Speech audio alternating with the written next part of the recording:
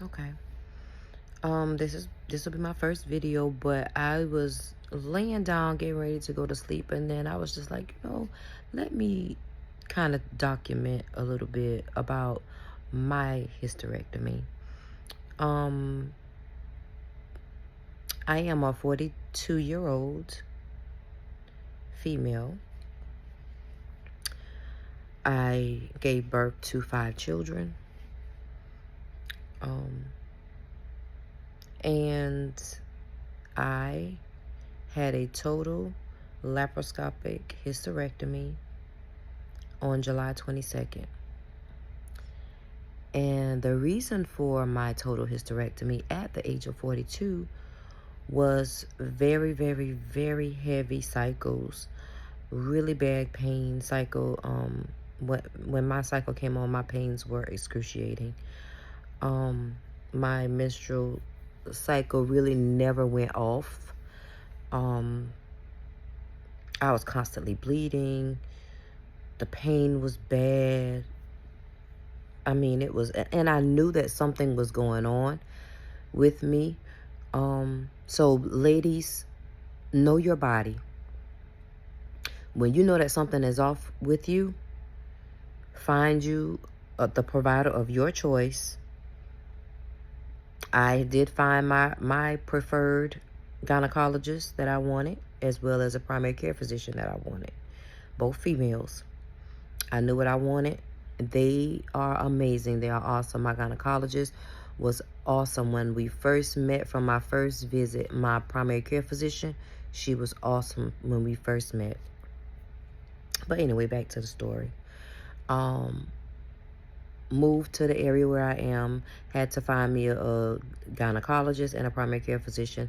Found them. Thank God for a reference that I got from a job where I was. Got in. She asked me what was going on. I had my pap smear.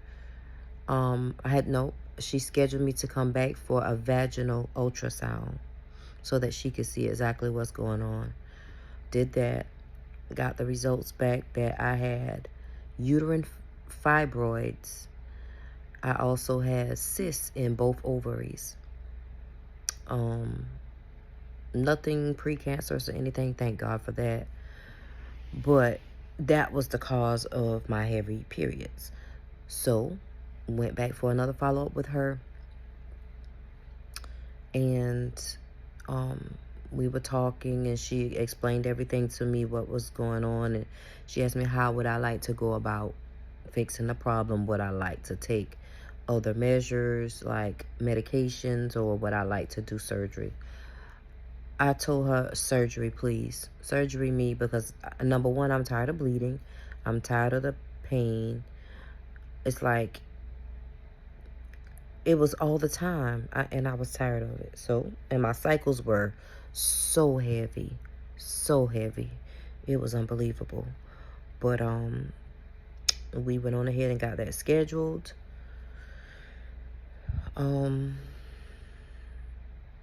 Went to all of my other appointments in between.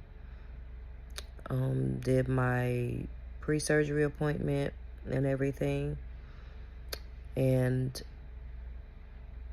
when I went for my surgery that morning, first of all, a big shout out to from the registration staff, to the lab staff, to the nurses, to the doctors, to the surgeons, CNAs, everybody at Lexington Medical Center here.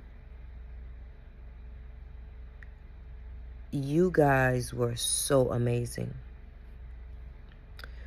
Y'all did so right by me, and I appreciate it. I appreciate y'all for that. But yep, did my surgery. I told them in the process of when I talked to my surgeon, when she came in to introduce herself, I let her know that I would like to have a picture of how my reproductive organs looked. I wanted to see everything. So she said, okay, that's fine. She would give me a picture or whatever. And she did. And I only had to stay in the hospital one night, after my surgery, they got me in my room, and I remember them rolling me in, and the nurses were like, "Dude, would you like us to transfer you from this bed to the bed that you're going to be in, or can you?" I said, I can walk. I got up, transferred myself from that stretcher to the other bed, hospital, from one hospital bed to the other. They got me in, they got the catheter, put the catheter on the side, and once I saw that catheter, I was like, ugh. So I waited for a second. I didn't want to be a nag. I waited a couple hours. I was still kind of under the anesthesia and still, you know, trying to come out or whatever. I was groggy. I remember I was groggy. I had a PCA pump connected for that I could self-administer pain medications when it was time, if I needed it. The nurses would come in and check. CNAs would come in and check. So I can remember pressing the call light and asking for the nurse to come in the room so I could ask her a question. After a couple of hours after I had done slept for a little while, she came in and I said, she said, "Yes, ma'am, can I help you?" I said, "Yes." I said, "Is there any way that you can remove this catheter so that I can go to the bathroom? I don't want this catheter in me. It's uncomfortable. I would prefer to go to the restroom on my own." She said, "Okay, let me check the orders." The orders said that the catheter could be removed by request. So I asked her to take it out, and she did. I was so happy. My bladder was happy too. And once she did that, then I asked her if she could help me get to the restroom, because of course when you're still under anesthesia, you're still kind of dizzy, groggy, don't want to risk falls and things like that. So I still couldn't get up by myself. I had to call somebody to come and help me to the restroom. And she helped me to the restroom, measured my urine or whatever. 900 cc's. And of course, it was blue from the dye that they put in. And you will urinate a lot of blue dye after a procedure like this, because that's what the surgeons and the doctors use to be able to make sure that they got everything and they didn't miss anything during surgery. And so after I got done, came back to bed, and I asked her, I said, did my surgeon leave any pictures or leave a picture for me? Because I told her that I wanted to see, you know, my reproductive organs when they were removed. I wanted to see them. And she said, "Oh, let me check your chart." She went, checked my chart, brought everything, brought it back. I have it. And I could see that it was, yeah.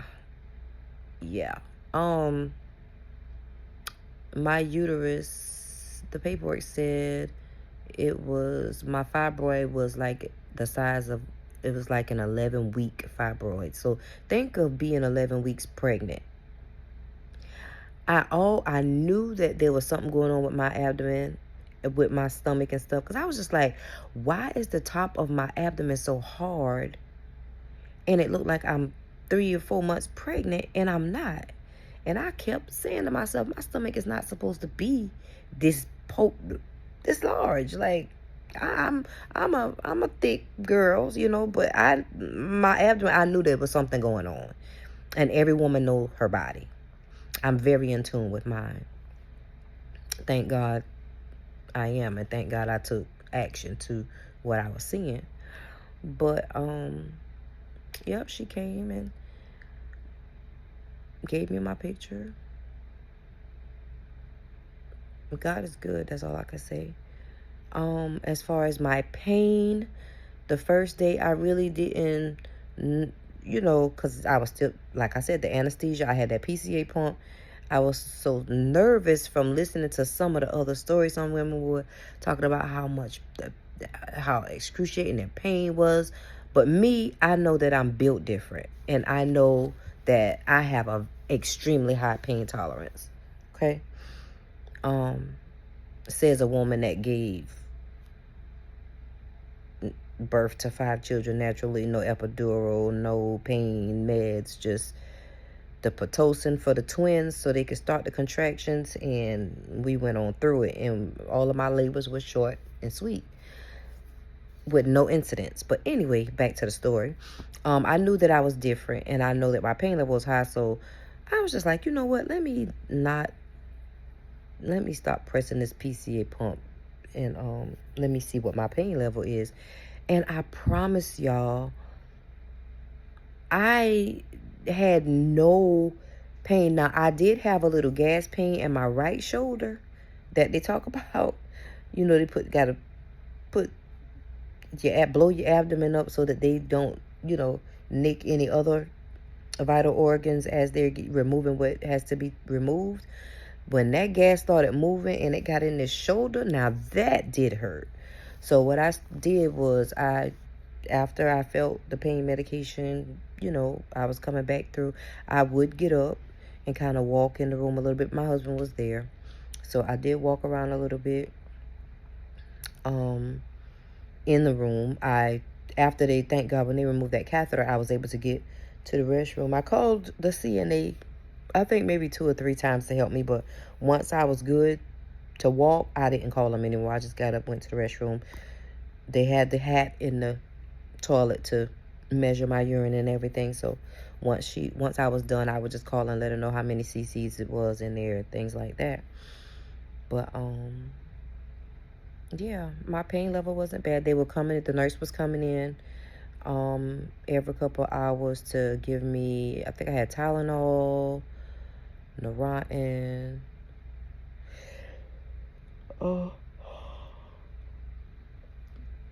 and a Colace is what she was giving me. And yes, it is vital that you take that Miralax. I did start taking my Miralax a couple of days before the surgery as well, because I didn't want to have to strain to use the restroom after this surgery, because I didn't know how it was going to be. So I didn't want to have to strain. I did not have a bowel movement before I left the hospital. I was urinating a lot. But when I got home,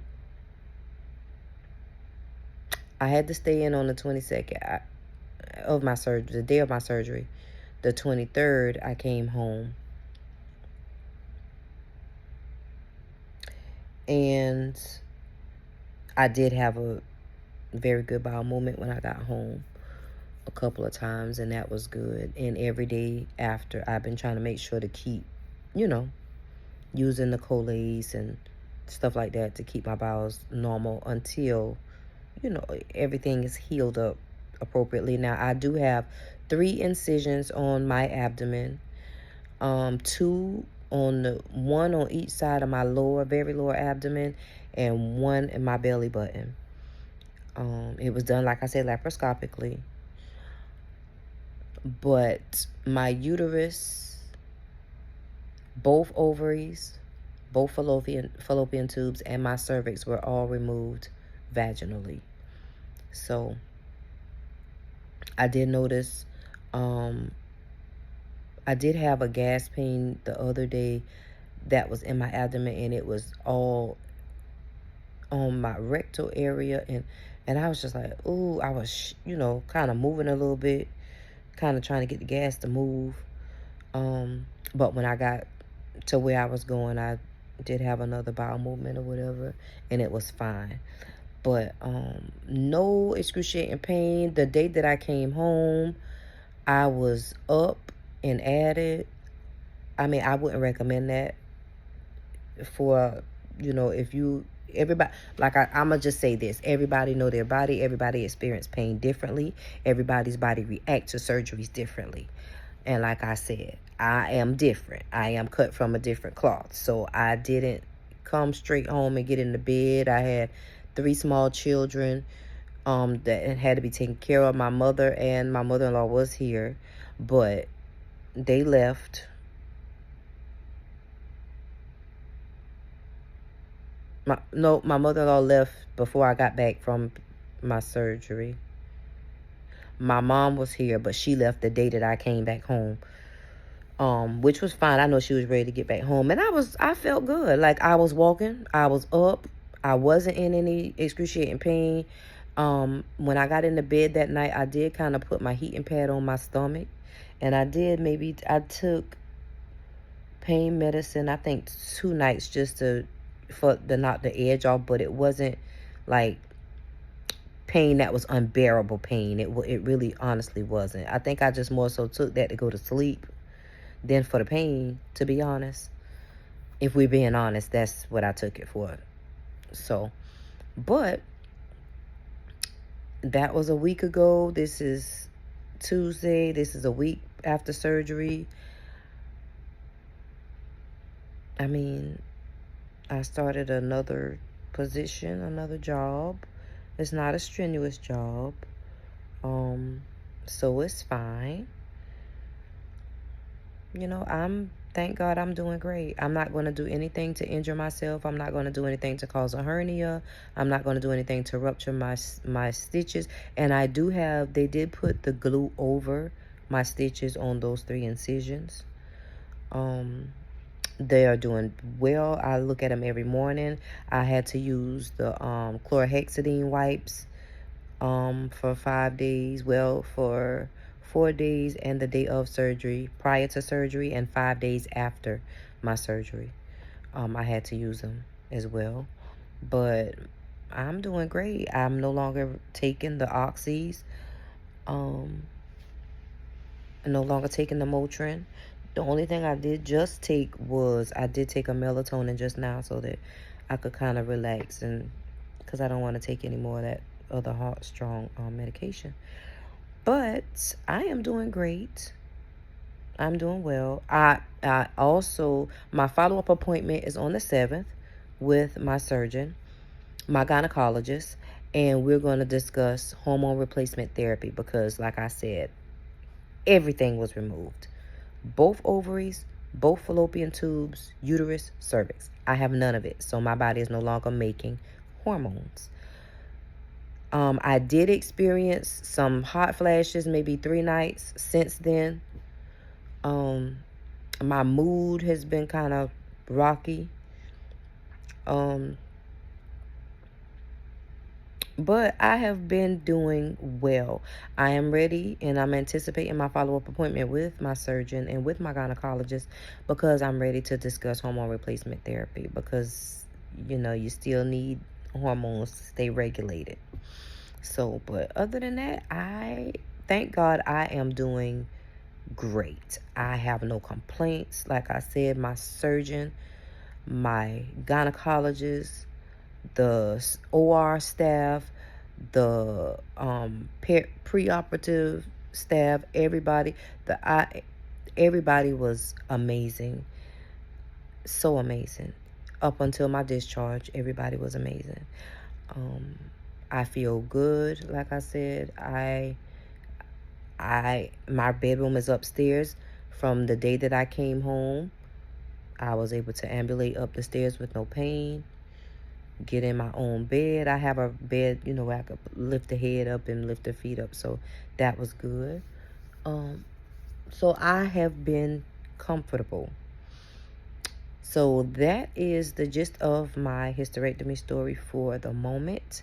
Excuse my appearance. Like I said, I was getting ready to actually go to sleep, and it just hit me, girl, go ahead and just get this off your chest now since it's kind of fresh. And I should have actually been recording every day so that y'all could see that I wasn't kidding about like going since I got out of the hospital. I have really been busy since I got out of the hospital, not doing anything that can cause me harm as far as rupturing stitches or causing a hernia for lifting. I'm not lifting anything. The heaviest thing I lift was my little work bag that I take with me when I go to work, and that's it.